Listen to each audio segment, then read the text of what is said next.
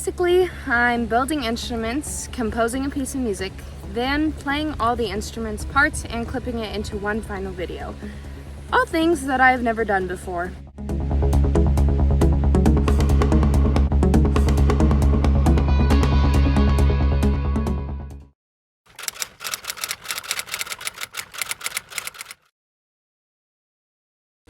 Ever since I was little, I loved music.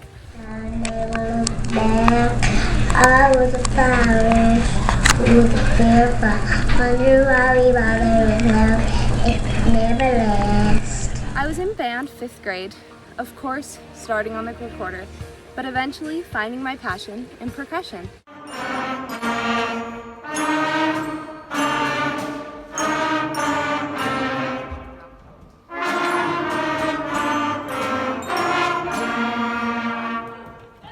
The Blue Man Group is an American performance art company formed in 1987. It is known for its stage productions, both popular and obscure. The reason I chose the Blue Man Group in particular really stemmed from 4 years ago when I first saw them in Las Vegas. The way that I chose the instruments was simply by going on the internet and looking at the instruments kind of stood out to me. They also need to look cool, but also provide a difference in sound. I found 5 different instruments. I have never done anything like this before. I've never drawn a template for building. I have never welded or tuned PVC pipe before.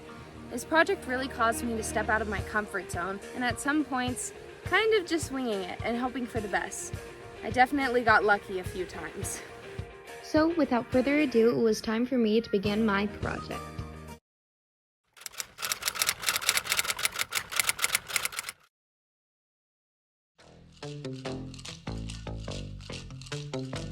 The slapophone is a percussion instrument that is designed like a xylophone, but it's made out of PVC pipe.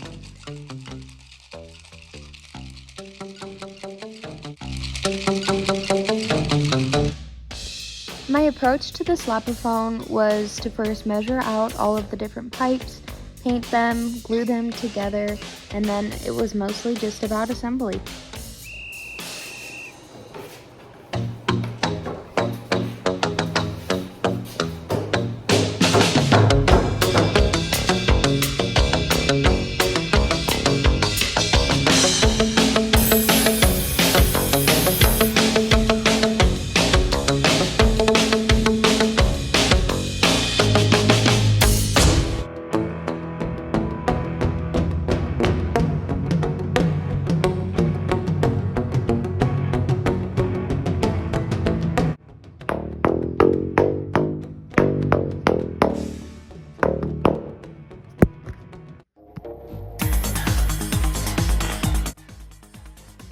The drum backpack is inspired off of tenors that you would find in a marching band, and also the paint drums that the Blue Man Group use in most of their performances.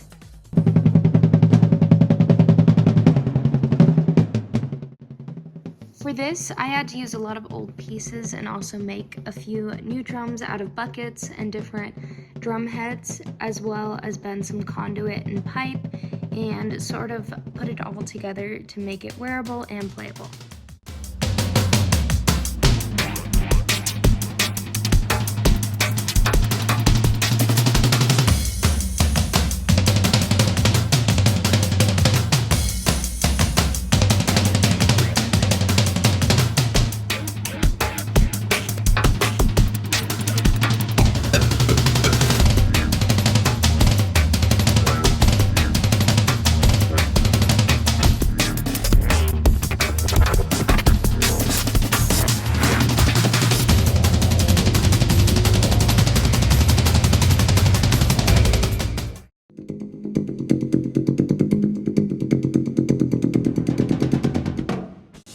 The trombone is basically exactly how it sounds: drums and a trombone.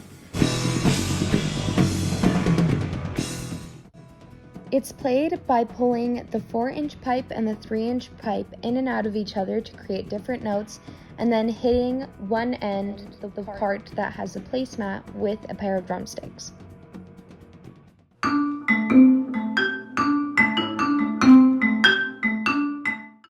The floating mallets are also known as the deconstructed vibes, and these are basically just a bell set, except taken apart so that they aren't all connected.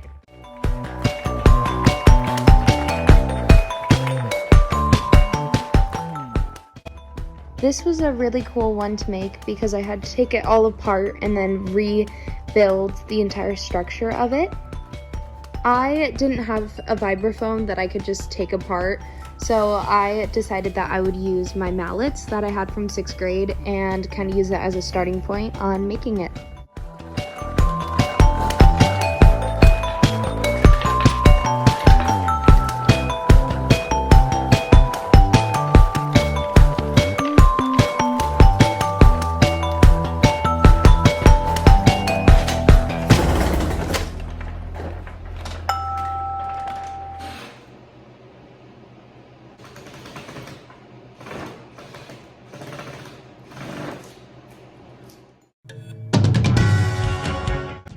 So in the Blue Man Group, they have this really cool part of their performance where they use a huge bass drum and it has a really nice resonant sound.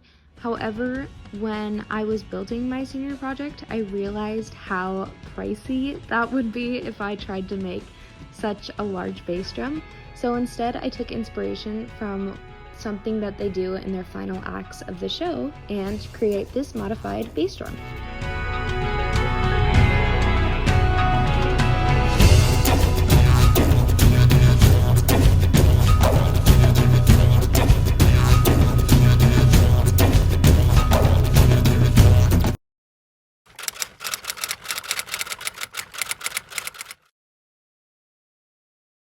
The Blue Man Group have been a monumental addition to the performing industry. With the origination of the Blue Man Group by Chris, Phil, and Matt, their worker and designer ethics have maintained their high standards set. However, this is not always the case. The performing arts is just like any other large company, with the director or CEO at the top, the A-list celebrities or the co-founders next, then lastly the millions of performers that nobody ever knows about. You know, there are some theater companies that they bring in people and say, I've heard them say there are slave laborers. They're gonna be in our ensemble, they're gonna build our scenery, they're gonna make our costumes, they're gonna do all the children's workshops. That's what we hire these guys for. But young actors are hungry and looking for work, and sometimes they go, yeah, I'll do that. Yeah, I'll do that. The average gig for an actor in Hollywood, $27,000 per year. What about the music industry in particular? One of the most common forms of exploitation in the music industry is through unfair contracts. Many artists, especially those who are just getting started out, may be eager to sign any contract that comes their way without fully understanding the terms and the conditions. I think the other exploitation is the fact that everything's online now. It's so hard for musicians to get paid for what they do. Even when I was growing up and you bought records, once they figured out how to record onto cassette, then you could share things.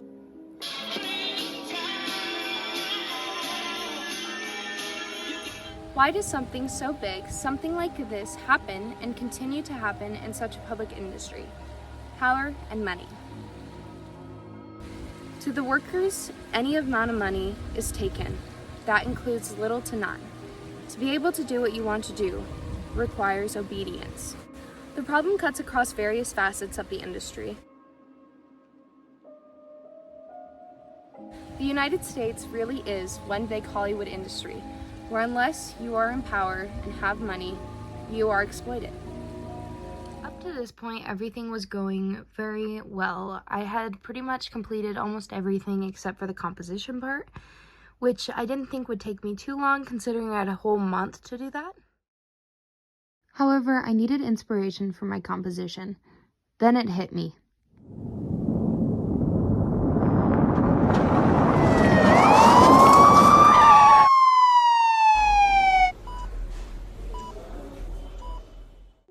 Right Right before spring break, I was involved in a car accident where a lady turned right in front of me on the highway, and I ended up breaking my left wrist.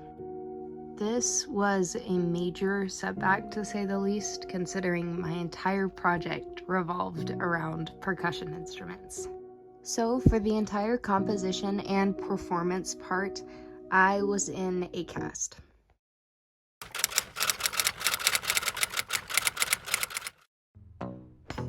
The final step of my senior project was the composition and performance. If you want something that's kind of a minor,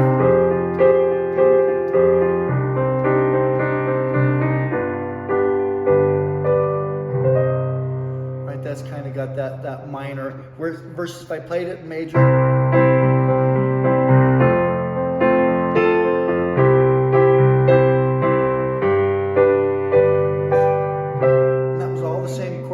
The same number.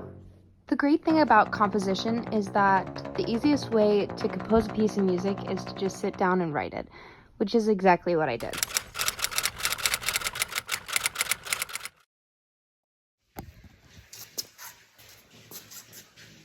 No, I'm afraid I just blew myself.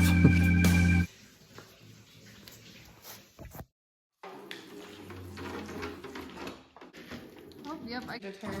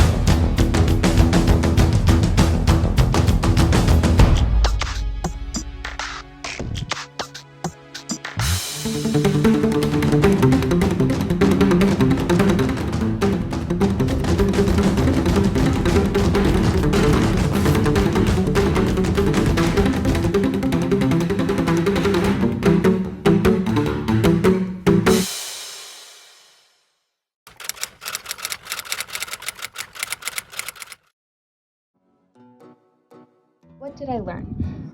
Obviously, I learned how to build instruments, composition, but also time management and patience. I learned the value of trying new things. I learned the importance of being and staying creative. It was definitely a challenge, but it was a challenge that I enjoyed taking on. I learned basic things like how to cut PVC pipe, how to tune PVC pipe, depending on the hertz you wanted for each different note. Going through this process, with it taking the entirety of my senior year, I think the thing I learned most was the importance of taking your time with every step and really enjoying what kind of project you're doing. I think what I would have done differently was enjoy it more. I think I definitely went about it as another school assignment, another project that I needed to get done. But instead, I should have just looked at it as something fun, something I wanted to do. And I think that would have made the whole experience just be more memorable. I'm really grateful for the opportunity to get to do this kind of senior project because it taught me so many things that I would have never known if I hadn't done this as my senior project. Turn off the cameras.